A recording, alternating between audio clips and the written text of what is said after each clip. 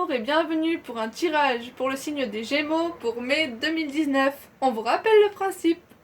Nous associons le tarot psychique avec le tarot marseillais pour avoir une vision plus globale de votre mois. Donc, nous commençons avec la carte force spirituelle. Oh, on l'a jamais eu celle-là. Ah si, mais dans d'autres mois. Alors, cette carte qui signifie que, en fait, le message de cette carte, qui est très orientée spiritualité, c'est de vous dire, tenez bon, il n'y a plus qu'un pas à faire et puis c'est bon, vous êtes libéré. Donc il y a peut-être un aspect de votre vie sur lequel vous avez lutté pendant très longtemps et vous continuez actuellement. Un domaine mental, un conflit, quelque chose de mental contre lequel vous luttez depuis un bon petit moment, vous travaillez dessus, etc. Et on vous dit, il est sur le point de se dissoudre de lui-même. C'est-à-dire que tenez, poussez encore un tout petit peu et ça y est, vous serez libéré. Il y a vraiment cette notion de un pas de plus et ça va changer. Donc, on vous encourage à tenir bon et à continuer le chemin que vous avez entrepris jusqu'ici. Ça peut être la recherche de la sagesse, bien qu'on ne puisse jamais l'atteindre. Tenez encore d'ici. Il reste un claquement de doigts et puis vous atteindrez un autre niveau de conscience, par exemple. Enfin, c'est l'idée vraiment qui est partagée ici, c'est de faire encore un pas et ça y est. L'immédiateté, c'est bientôt fini de la souffrance.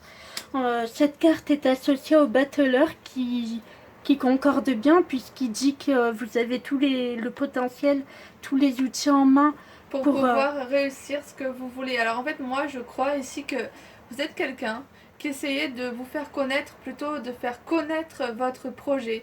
Et on vous dit d'user de force mentale et d'user des outils à votre disposition pour réussir et vous élever. Parce que pour moi, c'est aussi une carte d'élévation, que ce soit le battleur ou la force spirituelle. Oui, totalement.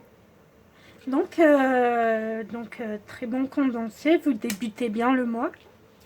Ensuite, nous avons la carte de l'équilibre, avec en numérologie le chiffre 2, 1 plus 1, 2, dualité, etc.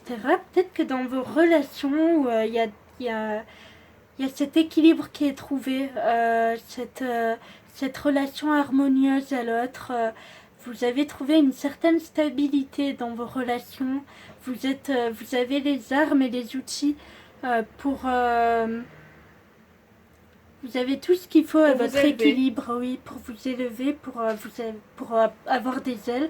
Enfin, vous êtes dans des relations harmonieuses, vous avez cet équilibre. Cette carte est associée à la roue de fortune. Alors, la roue de fortune, vous étiez peut-être dans un climat plutôt conflictuel, dans un climat déséquilibré où vous vous sentiez mal, et en fait on vous dit ici que la roue tourne. Si ça n'allait pas, ça va être un grand changement positif pour vous. Un retour à l'équilibre. Peut-être que vous avez enfin dénoué ce qui vous bloquait dans vos relations et qui les rendait conflictuelles. Et par là même, vous avez trouvé cet équilibre et la roue a tourné. Et maintenant, vous avez mis fin à ce cycle vicieux pour un cycle plus vertueux. Ensuite, nous avons la carte, justement, en parlant d'équilibre dans la dualité, nous avons la carte d'harmonie dans les relations. Ça peut être une relation karmique avec quelqu'un avec qui vous êtes fait pour vous rencontrer. Et il y a cette harmonie qui est là. Enfin, là, ça soutient l'idée clairement d'harmonie, de paix dans vos relations.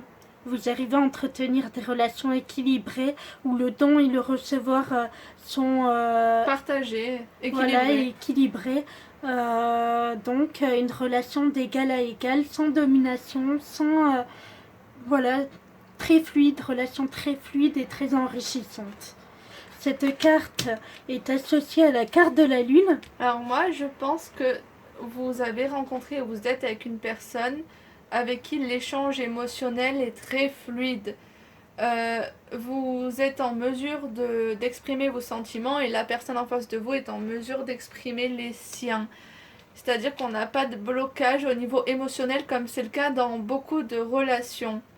Vous n'avez pas peur de... C'est peut-être à ça que vous avez mis fin, vous avez libéré vos émotions, vous savez les donner comme il se doit et les recevoir les siennes Donc tout est fluide, le don est égal au recevoir et donc tout est fluide, les énergies circulent. Ensuite nous avons la carte de réussite par excellence, la lumière, qui signifie que vous déborderez de cette énergie rayonnante d'amour, d'abondance, à un tel point qu'elle sera perceptible par ceux qui vous entourent.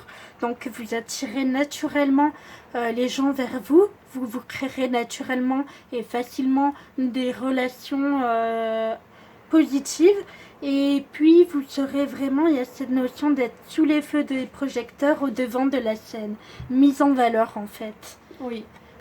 Cette carte est associée au jugement. Alors en fait là, je pense que ça nous parle de personnes autour de vous.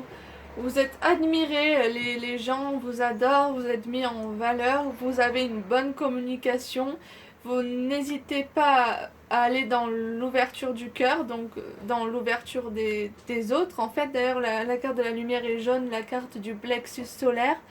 C'est vraiment deux cartes qui favorisent l'ouverture vers l'extérieur.